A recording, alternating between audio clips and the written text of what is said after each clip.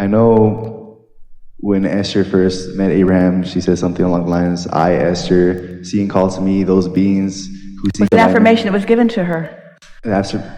I, Esther Hicks, see and draw to me those beings, meaning you, who will enhance our enlightenment. She knew that it would be those like you, because one person doesn't have enough questions, doesn't have enough life experience.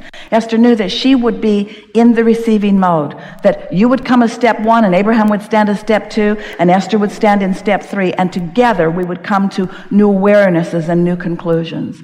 And that's certainly the case. It's a worldwide understanding now. Everyone is understanding to some degree that they create their own reality. Esther loves watching car commercials because they seem to know what Abraham teaches. In other words, she keeps hearing the words over and over again in so much advertising and so much movies and so many things of that nature. You are getting it. You are getting it. But the only question is, are you having a good time? And if the answer is not that much, then we say, lighten up.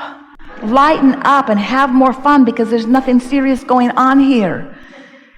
Yes, you are creating your own problems to overcome them, but stop it. So in that case, when we say we see and draw to me those beings, are they physical beings, or are we actually looking at the source in each? Some of both. Those beings who seek enlightenment through my process. Those beings who seek enlightenment through my process.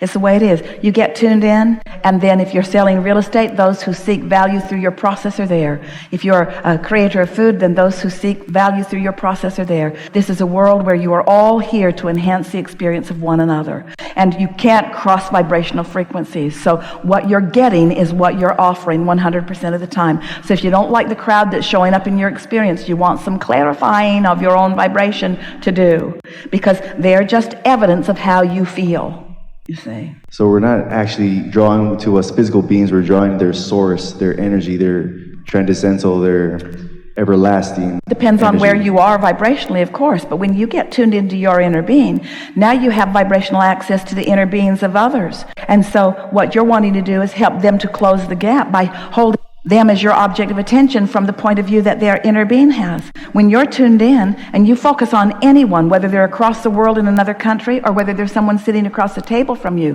when you hold them as your object of attention, your inner being and their inner being are at one with you. And so that's what upliftment is. You have the potential of holding that vibrational frequency, which makes it more probable than ever before that they might, at least for a moment, achieve some alignment with who they really are. That's why they feel good around you. That's why they want to be with you. But if there's too wide of a gap, if they've got too big of a gap between what they're usually doing and their own inner being, then you syncing up with their inner being and your inner being, you're going to annoy the life out of them.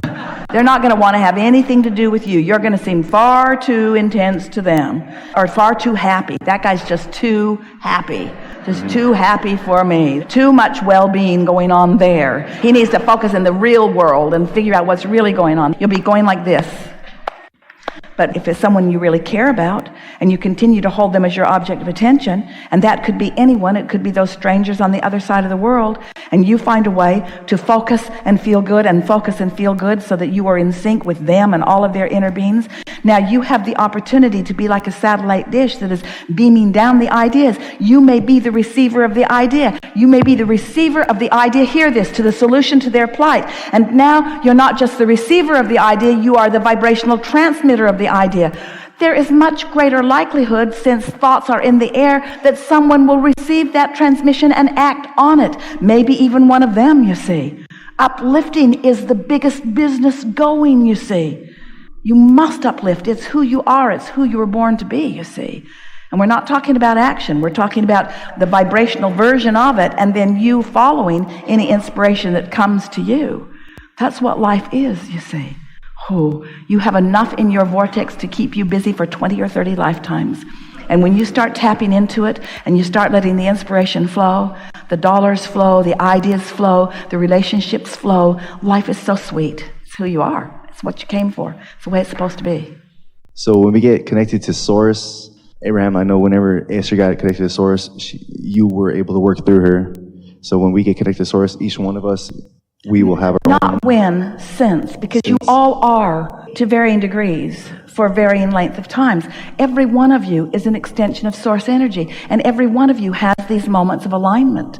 When you first wake up in the morning, that's your greatest opportunity, because the momentum is at its slowest, to focus in a way that you come into alignment with who you are. But don't make work of this. Don't make hard rituals of this. Just take away from this conversation these few ideas. You are pure positive energy. You are good beyond anyone's description to even define you. Life is supposed to be good for you, and you have source energy flowing to you and through you. Just try a little bit to hear it. Just try a little bit to hear it, which means get as happy as you can get from where you are. You're not going to jump from depression all the way into happiness. You're just not. Law of attraction won't let you. But if you reach for the best feeling thought that you can find, and then the best, and then the best, you will gradually sort of wean yourself from those habits of thought that aren't serving you, and you will discover more and more thoughts that are, until you will have a more consistent feeling of well-being, until you will wake up in the morning and you will lie in your bed and you will think,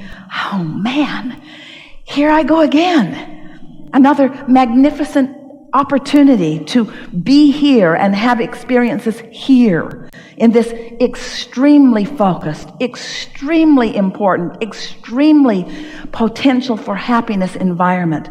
This is the leading edge of thought, and creators want to be on the leading edge. You don't want to regurgitate the old stuff. Do you ever try to show your old technology to your kids? Oh, I'd like to show you what I used when I was a kid. They just want to laugh and run screaming into the woods. They don't want to learn what you were doing. They don't even want what is. They want the new technology now. Apple knows that. And you do too. You want the newest. You want the newest leading edge, because nothing else will do. You don't want to be where thoughts have been. You want to be where thoughts are going. You don't want to be what's old news. You want to be what's new news. And do you know that everything that is manifested, everything that is manifested is old news.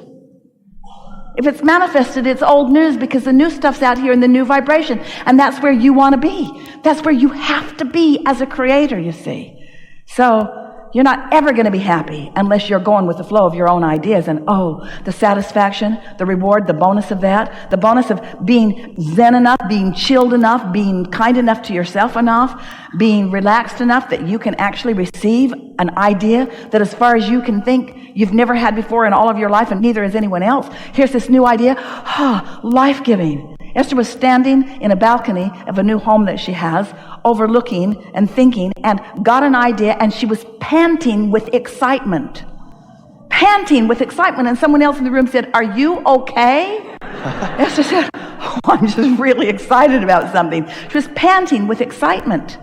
And then she went outside in that frame of mind, and the men who were putting some heat tape on the roof, it's a very big, tall roof, they were in a cherry picker way, way, way up high. And Esther said, "Can I ride in that?" And they said, "Really?" And Esther said, "Yeah, can I get in?" And they said, "Yes." Took them a little while because they had to sort of move it back. They're guiding it from in the basket, and they were 80 feet up. And so they maneuvered it, and it was kind of wrapped around a chimney, and they brought it back around and straightened it up and brought it down and straightened it up and brought it down and straightened it up and brought it down and laid it basket right down on the ground. And Esther just stepped in with them. And then up, up, up, up, up, up, up, up, up, up, up they went. Esther could see everything. She could see the top of her own roof. She could look down into her chimney. She could see across the way. She could see every neighbor. She could see out into the distance. She could see the lake and the sky. She could see things that she had not ever seen before. Well, it was no coincidence that her panting alignment with source energy would lead to the next logical step of getting a real life manifestation that matched that feeling. You see what we're getting at? Life can deliver to you anything that you have the ability to feel. If you can trust that your vortex is there and that we're feeling it, we know what you asked for, and we know every amendment that you made to it, and we know how sweet your life is supposed to be in real life, what you call manifestational form, because we've seen the vortex version of it. And when you start trusting that the vortex version is a reality, vibrational reality, you say, "How do I get it out of the vibrational vortex and into the bank, Abraham?" Well, this is how.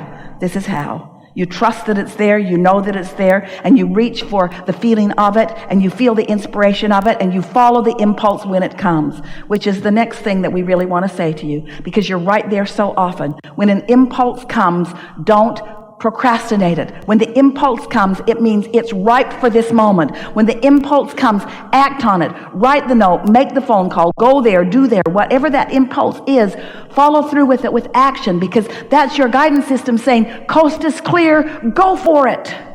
Go for it. Go find the pleasure of this moment that is all queued up for you, by you, and with us. That's how we feel about your life experience.